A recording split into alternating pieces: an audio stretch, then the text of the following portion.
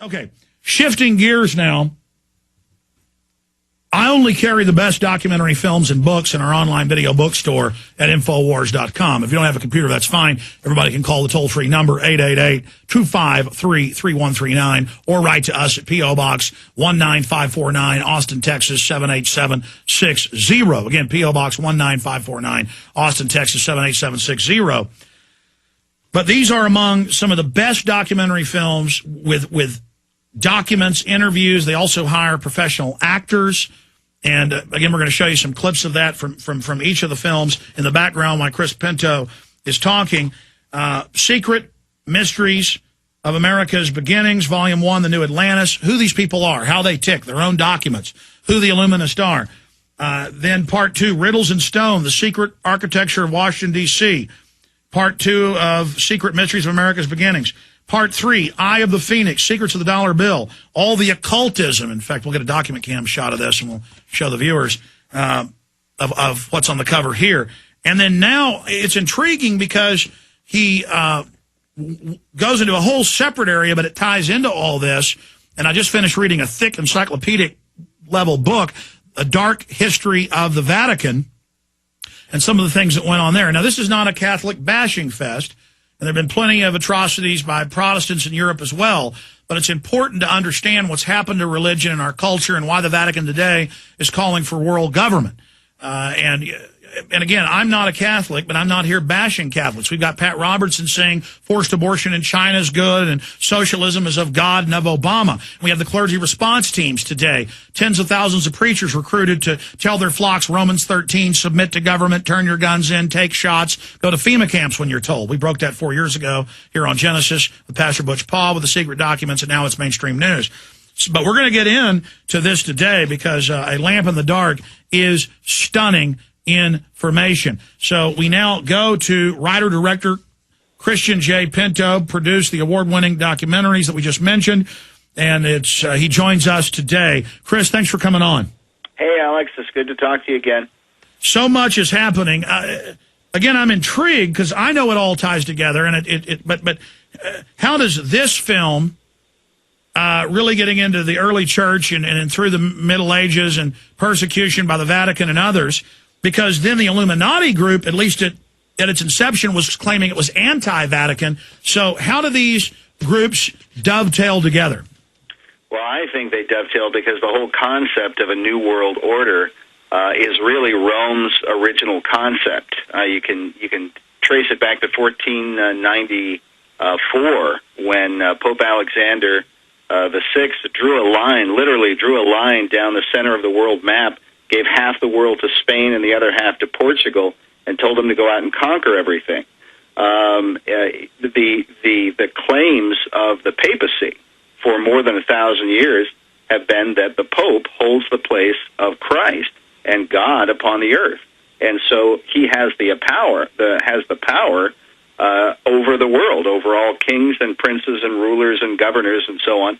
They're all supposed to submit to his authority, whether they know about him or not. Some people might remember the film years ago with Richard Chamberlain, Shogun, the big, long 6-hour series that was based on the book by James Clavell. Well, at one point, the storyline basically is it's this English sailor who's stranded on the Isle of Japan, and he learns the ways of their culture and so on. And there's all of these Jesuit priests that are there in Japan, and they're working, of course, to try and take over the shoguns and their empire and so on there in Japan. But the shoguns don't realize this. And Richard Chamberlain at one point is trying to warn them about what these guys are doing. And he informs them at some point that the Pope had given their land over to the Portuguese.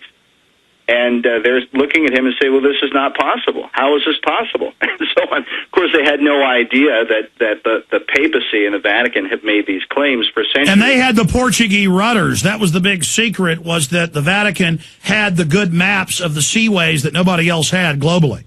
Right. And from what I understand, the Jesuits actually counterfeited some of the maps and showed them to the shoguns to deceive them about the land masses and the waterways and all that kind of stuff. Well, let's fast forward for a moment.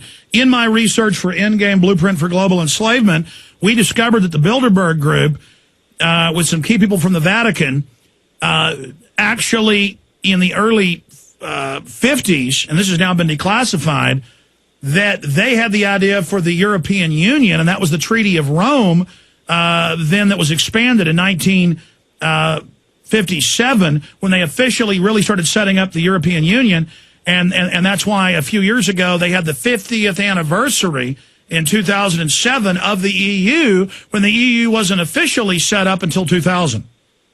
Yeah, the EU is said to be a total Vatican project by, in the book, The Power and the Principality of Europe, that was set forth by an English Conservative Party member, Anthony, I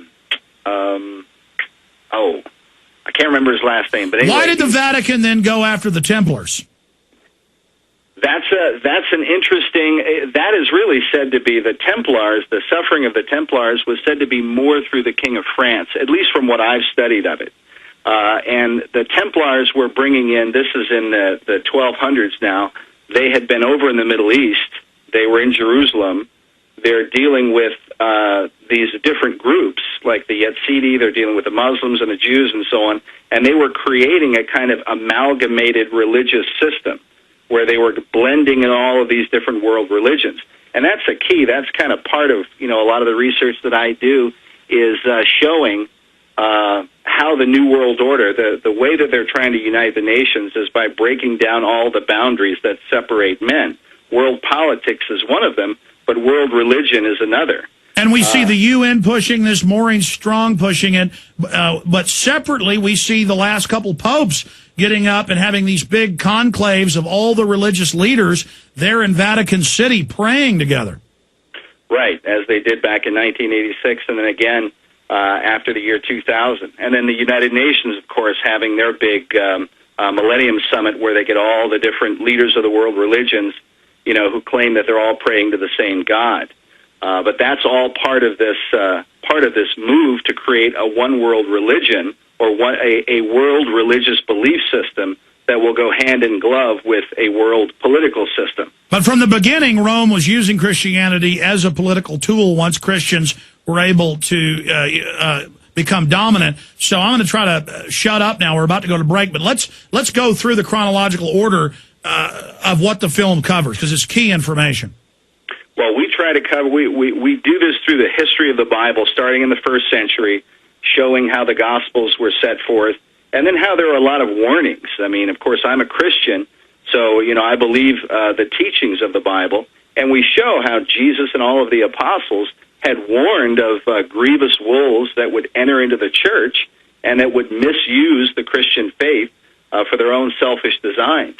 And so those warnings begin, and then we move up forward into the early centuries, and ultimately the conflict really in Rome between Christianity and paganism. And that conflict came to, or what seemed like it came to an end, with Constantine the Great in 313 A.D. And Constantine was the famous general. Rome was a tetrarchy. It was governed by 4 emperors. And then Constantine sees this vision where he sees supposedly a cross emblazoned on the sun, and he hears a voice tell him, "In this sign, conquer." And so he then adopts the sign of the cross. He believes the vision is from Christos or Christ, and he uses this symbol, goes into battle, defeats his enemies, and Rome becomes a single system under a single emperor. All right, stay there. We're coming back. We're going to roll through this history with Chris Pinto, the new film, the 4th in the series, A Lamp in the Dark, the Untold History of the Bible, available on DVD at Infowars.com.